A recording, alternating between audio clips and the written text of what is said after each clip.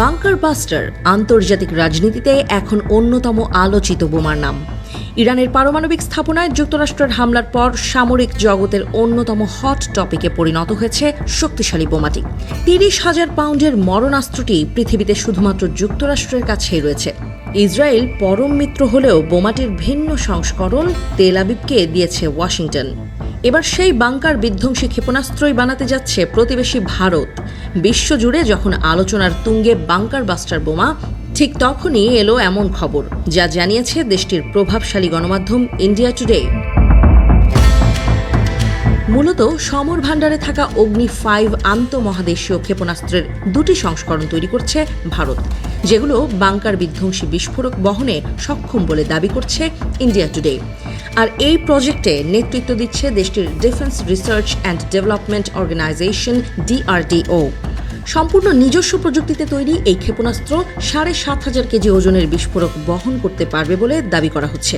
এটাও বলা হচ্ছে মার্কিন বাংকার বাস্টার বোমার মতোই ক্ষেপণাস্ত্রটি কঠিন কনক্রিটের অন্তত ৮০ থেকে ১০০ মিটার গভীরতা ভেদ করতে পারবে। নির্মাণ করতে যাওয়া ক্ষেপণাস্ত্রগুলোর একটি ২৫০০, অন্যটি ৫,০০০ কিলোমিটারেরও বেশি দূরত্ব পাড়ি দিতে সক্ষম, তাও আবার শব্দের চেয়ে ৮ থেকে ২০ গুণ বেশি গতিতে। অর্থাৎ এটি একটি হাইপারসনিক ক্ষেপণাস্ত্রও হতে যাচ্ছে। লক্ষ্যবস্তুতে আঘাত হানার ক্ষেত্রেও অগ্নি-5-এর জুড়ি মেলা হবে ভার, এমনটাই দাবি ভারতীয় গণমাধ্যমগুলোর। বলা হচ্ছে মিসাইলটির সফলতা এতটাই যে নির্ধারিত টার্গেটের ১০ মিটারের মধ্যেই এটি আঘাত হানতে সক্ষম। ধারণা, হাইপারসনিক গতির হওয়ায় এই ধরনের মিসাইল প্রতিহত করা প্রচলিত আকাশ প্রতিরক্ষা ব্যবস্থার জন্য বেশ কষ্টসাধ্য।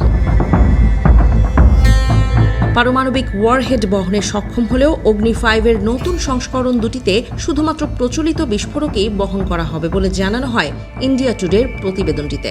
ভারতের নির্মাণাধীন ক্ষেপণাস্ত্রটিকে এরই মধ্যে তুলনা করা হচ্ছে যুক্তরাষ্ট্রের বাংকার বাস্টার GBU-57 বোমার সাথে।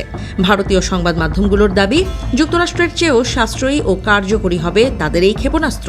তবে সেটি এখনও কাল্পনিক। বিষয়টি নিয়ে বিস্তর পরীক্ষা নিরীক্ষার ব্যাপার রয়েছে। ইরানে হামলায় ৩০,০০০ পাউন্ডের ১৪টি বাংকার বাস্টার বোমা ফেলে যুক্তরাষ্ট্র, যেগুলো মাটির ৮০ থেকে ৯০ মিটার গভীরে গিয়ে বিস্ফোরণ ঘটাতে সক্ষম।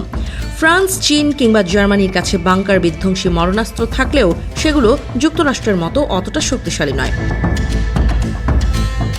আধুনিক যুদ্ধক্ষেত্রে বাংকার বিধ্বংসী বোমা কিংবা ক্ষেপণাস্ত্রের গুরুত্ব অত্যাধিক, কেননা পরাশক্তি দেশগুলো মাটির অত্যন্ত গভীরে তাদের সংবেদনশীল স্থাপনাগুলো নির্মাণ করে থাকে, আর তা ভেদ করতে হলে এ ধরনের অস্ত্র থাকাটা জরুরি।